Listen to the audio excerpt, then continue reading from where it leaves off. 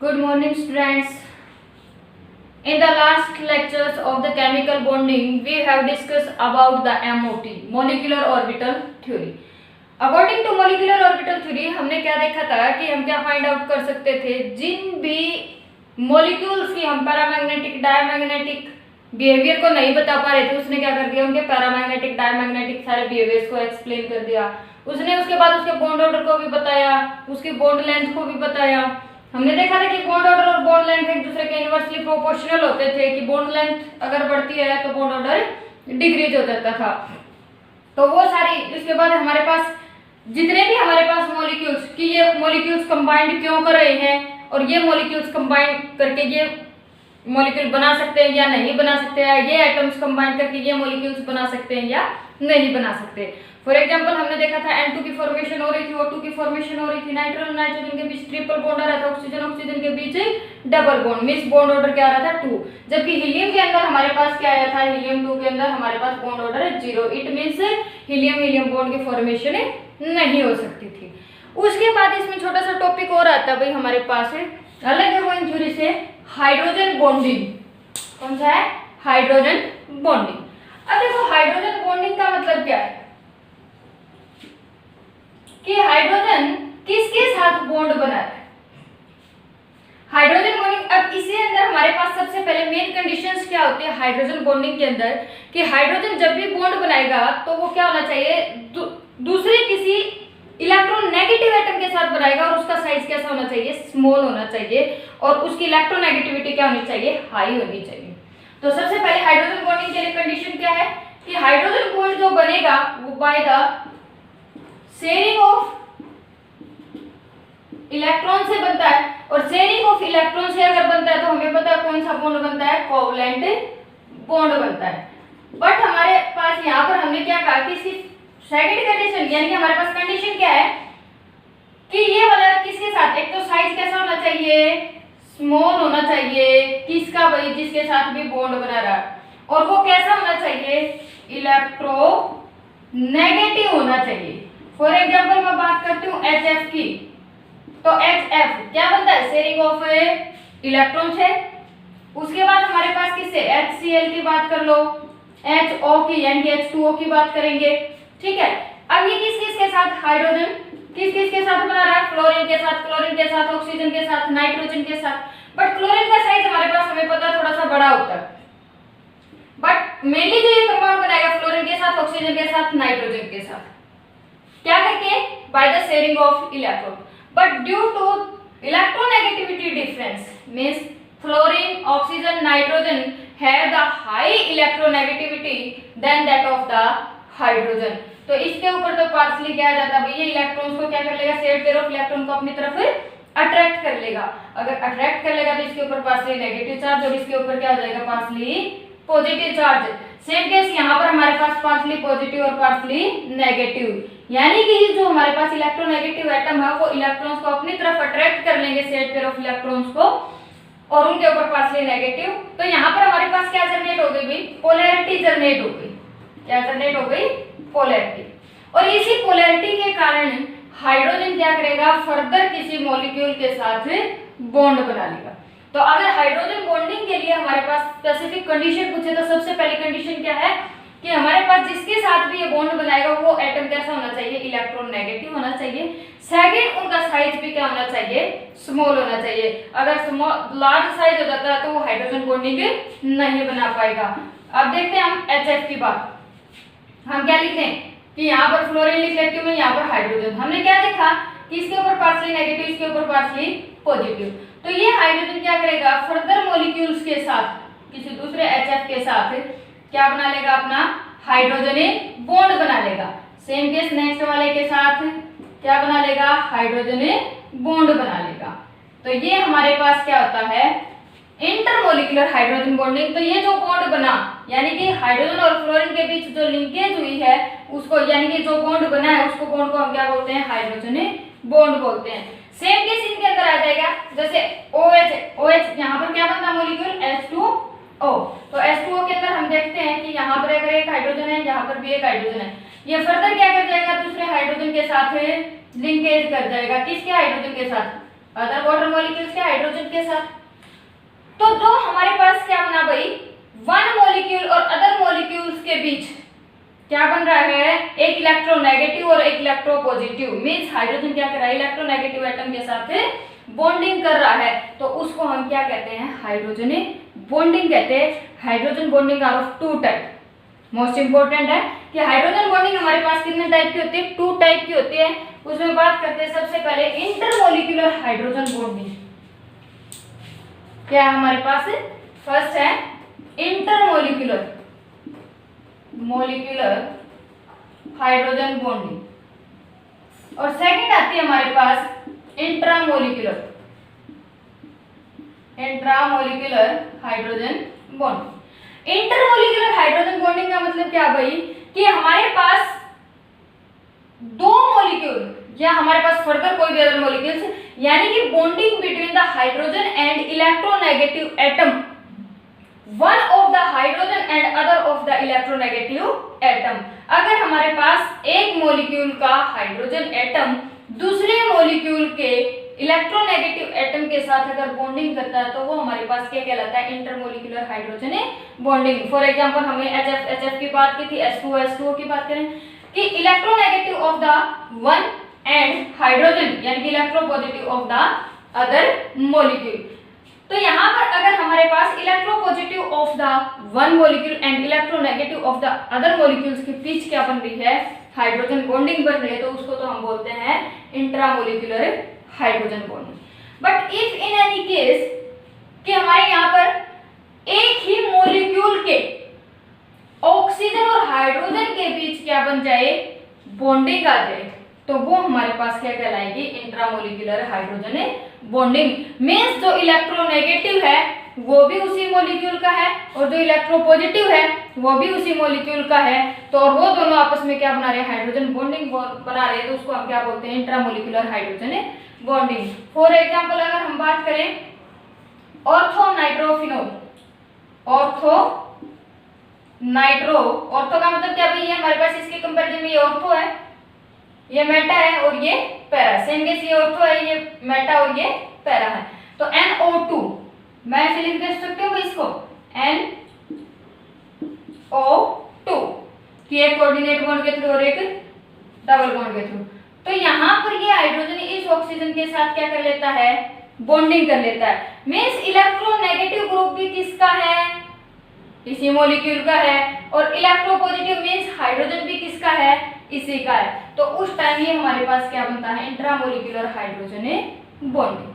अब बात आती है भाई, अगर मैं इसके अंदर एक क्वेश्चन पुट होता है कि एक तो ऑर्थो नाइट्रोफिनोल तो हमारे पास वोलेटाइल होता है, और जबकि हमारे पास जो पैरा नाइट्रोफिनोल है वो क्या नहीं होता, वोलेटाइल नहीं होता, स्टीम वोलेटाइल बोल सकते हैं हम। क्या नहीं होता, स्टीम वोलेटाइल नहीं होता। ऐसा क्या रीजन, इसके अंदर क्या भाई, इसके अंदर तो हमारे पास इंट्रामोलिक्यूलर हाइड्रोजन बॉन्डिंग बन रही है, किसके अंदर, ऑर्थो नाइट्रोफिनोल के अंदर, कि इसी का ऑक्सीजन इसी के हाइड्रोजन के साथ क्या कर रहा है, हाइड्रोजन बॉन्डिंग बना रहा है, जिसके कारण ये क्या बन जाता है, स्टीम वोलेटाइल बन जाता है। मींस सरफेस एरिया डिक्रीज हो जाता है, और सरफेस एरिया जैसे डिक्रीज होता है तो हमें पता है कि हमारे पास क्या हो जाता है, बॉइलिंग पॉइंट डिक्रीज हो जाता है और मेल्टिंग पॉइंट भी डिक्रीज हो जाता है, क्योंकि इसके अंदर क्या हो जाती है, रिपल्सन बढ़ जाती है। बट यहाँ पर हमारे पास क्या हो जाएगा, सरफेस एरिया बढ़ जाएगा, कब, जब क्या होगा, इंटरमोलिक्यूलर हाइड्रोजन बॉन्डिंग, क्योंकि ये हाइड्रोजन क्या करेगा, नेक्स्ट वाला जो हमारे पास क्या होगा, ऑर्थो नाइट्रोफिनोल होगा, उस वाले के साथ क्या करेगा, बॉन्डिंग बनाएगा। तो इसका मतलब हमारे पास क्या हो जाएगा भाई, ये सरफेस एरिया इंक्रीज, और सरफेस एरिया इंक्रीज तो van der Waals forces of attraction increase, और van der Waals forces of attraction अगर इंक्रीज हो जाते हैं तो हमारे पास क्या हो जाता है, बॉइलिंग पॉइंट इंक्रीज हो जाता है। इस वजह से ऑर्थो नाइट्रोफिनोल तो हमारे पास क्या होता है, स्टीम वोलेटाइल होता है, जबकि हमारे पास पैरा नाइट्रोफिनोल स्टीम वोलेटाइल नहीं होता। तो ये हमारे पास क्या कुछ डिफरेंसेस थे, किसके बीच, इंटरमोलिक्यूलर इंट्रामोलिक्यूलर हाइड्रोजन बॉन्डिंग के बीच। उसके बाद क्वेश्चन जैसे पुटअप होता है हमारे पास, वो क्वेश्चन क्या है कि भाई ये क्या कर सकते हैं, हाइड्रोजन बॉन्डिंग के थ्रू डाइमर फॉर्म भी बना सकते हैं, ट्राइमर फॉर्म भी बना सकते हैं, टेट्रामर फॉर्म भी। मींस अब देखो, दो वाटर मॉलिक्यूल एसोसिएट होकर क्या बना दिया, एक डाइमर की फॉर्म में एग्जिस्ट कर सकता है। सेकंड अगर हम बात करें कोई भी कार्बोक्सिलिक एसिड है, कोई दो कार्बोक्सिलिक एसिड ले लो, वो कंबाइन करेंगे एक दूसरे के साथ through the intermolecular hydrogen bonding, तो वो क्या बना देंगे हमारे पास डाइमर की फॉर्म में एग्जिस्ट कर सकते हैं। उसके बाद कहता है due to intermolecular hydrogen bonding, not intermolecular hydrogen bonding होने के कारण इनका बॉइलिंग पॉइंट इंक्रीज हो जाता है, क्योंकि wonder Waals forces of attraction की बजाय हमारे पास हाइड्रोजन बॉन्डिंग क्या होती है, स्ट्रॉन्ग होती है। फॉर एग्जांपल अगर हम बात करते हैं भाई इसी फैमिली की बात कर लेते हैं, ऑक्सीजन फैमिली की, तो देखो ऑक्सीजन, सल्फर, सेलेनियम, टेलेरियम, तो यहाँ पर जब ये बॉन्डिंग करते हैं तो क्या बनता है H2O, H2S, H2SC, H2T। अब हमें पता है कि जो वाटर होता है वो किस फॉर्म में होता है, लिक्विड फॉर्म में होता है, जबकि ये हमारे पास किस फॉर्म में होते हैं, गैसियस फॉर्म में। ऐसा क्यों? क्योंकि यहाँ पर हमारे पास क्या है, इंटरमोलिकुलर हाइड्रोजन बॉन्डिंग, क्योंकि oxygen is highly electronegative and small in size, then it form the intermolecular hydrogen bonding with the hydrogen, but sulphur is less electronegative and large size as comparison to oxygen. तो इसका मतलब हमारे पास intermolecular hydrogen bonding नहीं होगी, तो इसका मतलब हमारे पास ये लिक्विड फॉर्म में एग्जिस्ट नहीं करेगा, सरफेस एरिया डिक्रीज नहीं होगा, इसके अंदर सरफेस एरिया डिक्रीज हो जाएगा, और सरफेस एरिया जैसे ही हमारे पास डिक्रीज होगा तो बॉइलिंग पॉइंट भी हमारे पास वैसे डिक्रीज होगा, बट ये कंडेंस होकर किस फॉर्म में आ जाएगा, लिक्विड फॉर्म में। मींस हाइड्रोजन बॉन्डिंग क्या करता है, कंडेंसेशन का भी काम करता है, कि इनको क्या करवा देता है, कंडेंस करवा। बट अगर बॉइलिंग पॉइंट की बात करते हैं तो हमें कहा कि सरफेस एरिया जैसे जैसे इंक्रीज होता है बॉइलिंग पॉइंट वैसे वैसे इंक्रीज होता है। मींस ऊपर से नीचे तक हमारे पास सरफेस एरिया बढ़ रहा था, बॉइलिंग पॉइंट क्या होना चाहिए था, इंक्रीज होना चाहिए था। बट यहाँ पर हम क्या देखते हैं कि सबसे ज्यादा हमारे पास किसका आ रहा है, H2O का, उसके बाद किसका आएगा, H2S का, लेकिन फर्दर ये क्या होने स्टार्ट हो जाएंगे, H2S, बाकी सीरीज सेम चलेगी, because there is no intermolecular hydrogen bonding. यहाँ पर इसको मैं ऐसे भी लिख सकती हूँ कि H2S से ज्यादा H2SC का, H2Te का, और फिर हमारे पास किसका, H2O का, because in the water there will be the intermolecular hydrogen bonding. But यहाँ पर हमारे पास जैसे जैसे सरफेस एरिया इंक्रीज होता है वैसे वैसे वंडरवाल फोर्सेज अट्रैक्शन इंक्रीज हो जाते हैं, और वंडरवाल फोर्सेज ऑफ अट्रैक्शन जैसे जैसे इंक्रीज होंगे तो बॉइलिंग पॉइंट इंक्रीज होता है। बट इसका ज्यादा किस लिए हो गया कि यहाँ पर हमारे पास क्या था, intermolecular hydrogen bonding. Same case आप नाइट्रोजन वाले केस में देख सकते हो, NH3, PH3, ASH3, SbH3। तो क्या देखते हैं ऊपर से नीचे हमारे पास बॉइलिंग पॉइंट क्या होना चाहिए, इंक्रीज होना चाहिए, और हो भी रहा है। बट अमोनिया का बॉइलिंग पॉइंट क्या है, सबसे ज्यादा है, क्योंकि ये क्या बनाता है, इंटरमोलिकुलर हाइड्रोजन बॉन्डिंग बनाता है, और intermolecular hydrogen bonding are the strong bonding than that of the van der Waals forces of attraction. उसके बाद बात आती है भाई ये केस कि आइस फ्लोट क्यों करती है वाटर के ऊपर। आइस फ्लोट क्यों करती है, क्योंकि आइस की डेंसिटी कम हो जाती है। बट आइस की डेंसिटी कम किसके कारण होती है, सेम वही केस हमारे पास H2O क्या बनाता है, इंटरमोलिकुलर हाइड्रोजन बॉन्डिंग बनाता है, और हाइड्रोजन बॉन्डिंग बनाएगा तो देखो भाई H2O, फिर ये क्या करेगा, नेक्स्ट वाले के साथ क्या बनाएगा, हाइड्रोजन बॉन्डिंग बनाएगा। ये क्या हमारे पास है कि बॉन्डिंग बननी स्टार्ट हो गई है, नेक्स्ट वाला क्या करेगा, फिर नेक्स्ट वाले के साथ हाइड्रोजन बॉन्डिंग बनाएगा, बना देगा।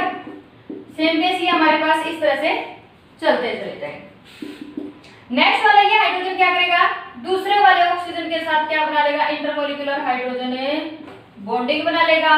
तो यहाँ से फिर हम फर्दर क्या देखते हैं, यहाँ से फिर ये ऑक्सीजन क्या कर जाएगा, इस वाले के साथ इंटरमोलिकुलर हाइड्रोजन बॉन्डिंग बना लेगा, और यहाँ से आपके पास क्या रह जाएगा, और ये वाला किसके साथ, इस वाले के हाइड्रोजन के साथ, ये हाइड्रोजन फिर से फर्दर।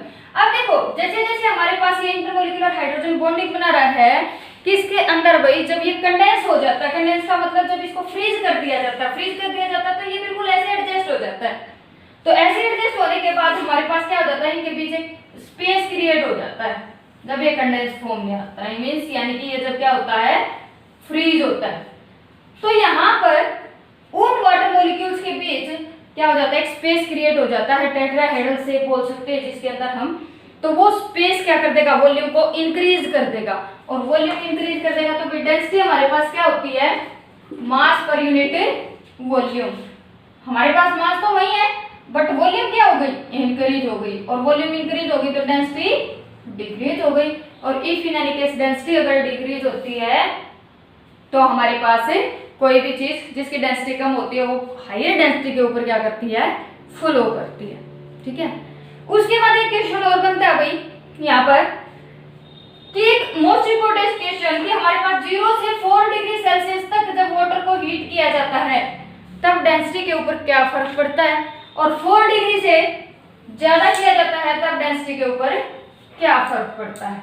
तो मोस्ट इंपोर्टेंट पॉइंट है, ये बात ध्यान देना कि अगर हमारे पास वाटर मॉलिक्यूल्स हैं, जब हमारे पास 0 से 4 डिग्री सेल्सियस तक टेम्परेचर को हम इंक्रीज करेंगे तो हमारे पास जो H2O के मॉलिक्यूल्स हैं वो क्या होंगे, डिसोसिएट होंगे।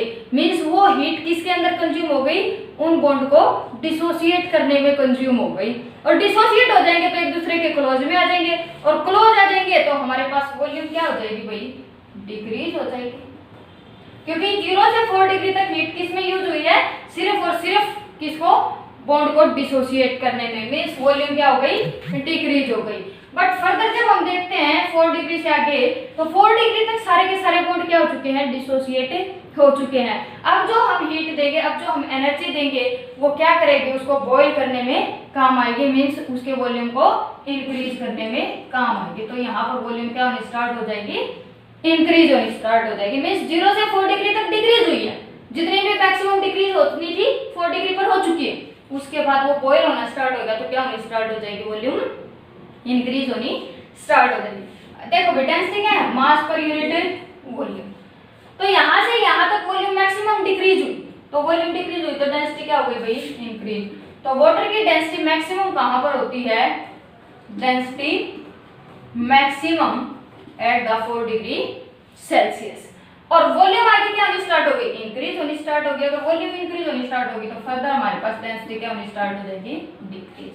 कि यहाँ से यहाँ तक मेरे पास डेंसिटी मैक्सिमम आ चुकी है, डेंसिटी इंक्रीज हो रही थी 4 डिग्री सेल्सियस तक, उसके बाद हमारे पास डेंसिटी क्या होनी स्टार्ट हो गई, डिक्रीज होनी स्टार्ट हो गई। ये था ओवरऑल आपके पास क्या, ओवरऑल इंटरमोलिकुलर और इंट्रामोलिकुलर हाइड्रोजन बॉन्डिंग। मींस आपके पास हाइड्रोजन बॉन्डिंग से रिलेटेड सारे के सारे क्वेश्चंस। उसके बाद आप लोगों का नेक्स्ट चैप्टर स्टार्ट करेंगे, ये चैप्टर यहीं पर आप लोगों का कंप्लीट हो गया। ओके।